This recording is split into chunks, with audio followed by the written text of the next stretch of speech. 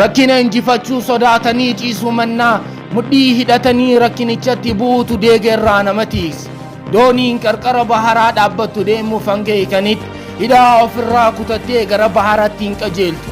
Yoo nuuf milkaa'uu baate jechuun balaa dhufuu danda'u sodaachuudhaan hojjechuurraa of qusan. Garuu immoo kufaatii fi milkaa'in wal cinaa kan deeman ta'uu isaanii hammam hubannee jirra. Namootni humna isaaniitiin hojjechuuf ifaajan hundi jireenya keessatti gara fuulduratti tarkaanfachuun isaanii hin oolu. Warri sodaatan sanniin salphatti gara ifaatti hin ba'an. Gootummaa jechuun sodaachuu dhabuu osoo hin ta'in sodaa miila jala godhanii dhiituudha. Namni sodaachuu hin qabu hin jedhamu. Sodaanis faayidaa mataa isaa qaba. Garuu immoo sodichatti daangaan tolfamuutu irra jiraata. Addeessa qaxxaamurru malee pilaaneeta haarawaa argachuu hin dandeenyu.